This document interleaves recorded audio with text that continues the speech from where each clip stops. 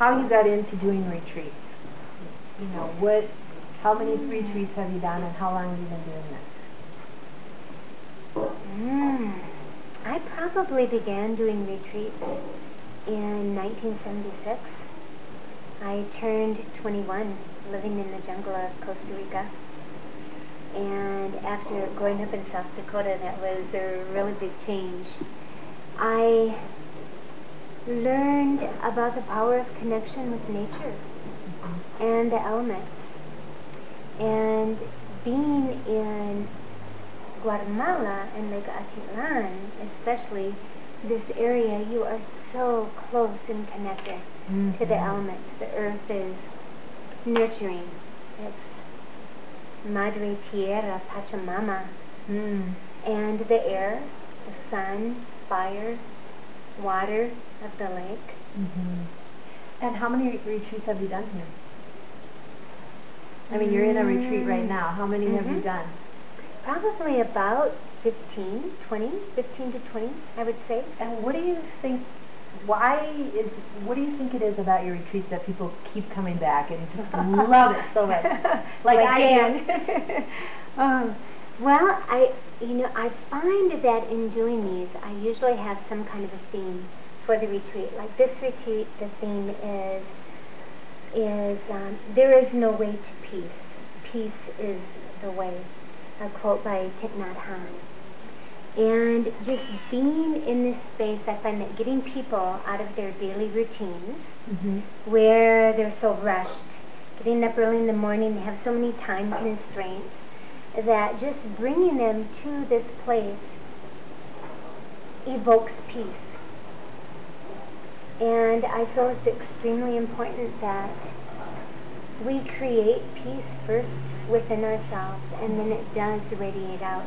When they go back, they feel more peace within their families, with their relationships, in their work. And I think it radiates out around the planet. What's a typical day like in one of your retreats? I mean, what you wake up in the morning and what? There are no typical days. But usually we have some kind of meditation in a beautiful meditation space in the morning, starting sometimes around 6 o'clock. This is optional for people, but they can experience the dawn this way in a meditative state.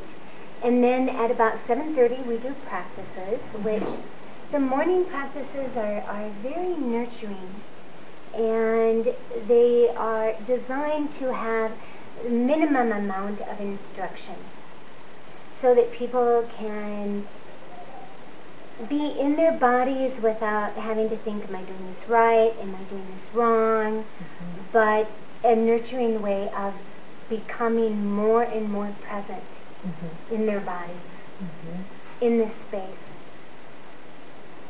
And so the morning is filled with practices, and then tell us about the wonderful food at the Villa Sumaya. Well, we have breakfast at 9:30. It's a breakfast buffet, and there's organic fresh coffee, tea offered, fresh squeezed juice, different types of juice, and there's always some type of fruit, and then there might be macadamia pancakes with roasted macadamia nuts that are grown here in Guatemala. And sometimes there's omelets, or there's what they call a chapin breakfast, which is with tortillas, beans, eggs. And then, so then in the afternoon, what are the participants Well, then doing? usually what we do, breakfast from about 9:30 until 10:30, and one of the things that I love about this area is that it attracts so many very interesting people from all over the world. So often at breakfast we will have different people come in to speak about their projects. Like on Sunday morning we had Pat Torpy come in, and she and Kirsten have a wonderful project up in the village based on the Nobel Peace Prize winner from Bangladesh, Yunus. I forget his first name, but he wrote a book called Banker to the Poor about microfinancing. And so Pat and Kirsten spent 2 years working with the women up in the village to create this based on his formula. And it has made incredible changes in the village. So that's just one of the people that we have come speak. There's so many. And then, are there any additional field trips to other villages around the lake? Or? Oh, yes. Yes, that's one of the beauties about being on Lake Atitlan is there are about 13 Mayan Indian villages. And this side of the lake, the people speak the language Kachikal. The other side of the lake, they speak Tsuhil. And each village, the women wear a different type of costume, or traje is called, with different colors, different patterns, so that you can tell just by looking at them what village they're from. And each village has a different flavor to it. So we always include a visit to at least one or two of the villages. Who should come to this retreat? Everyone. Everyone. Okay. Everyone. And what would you say to people that say Guatemala is a very dangerous place, and I don't know about the food, I don't know about the water, and just have some reservations? That's a very good question, because people do have a lot of reservations about Guatemala. But for this place, the Via Sumaya, that has been operating retreats now for many years, there have never been any occurrences or experiences where people have had any violence or danger.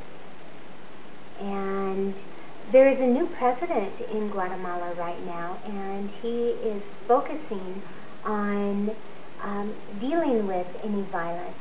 Also, this is in Antigua where people go for the first part of the retreat, and then this area of Lake Atitlan, it's like pockets of safety. A lot of the violence that people may have read about occurs in remote areas of Guatemala or in Guatemala City. So it's like, have you ever had any occurrences on any of your retreats? Never. And I've lived here in Guatemala periodically since 1976. Yeah. And I have personally never felt any danger. Okay. Any last words that you would like to say about your retreats? Well, I would just say that for me it is such an incredible and fulfilling experience to watch how people change, how people transform by just being here and experiencing the peace, the beauty, the nurturing that this place evokes in people. So I would say, come. Yes. Come and enjoy.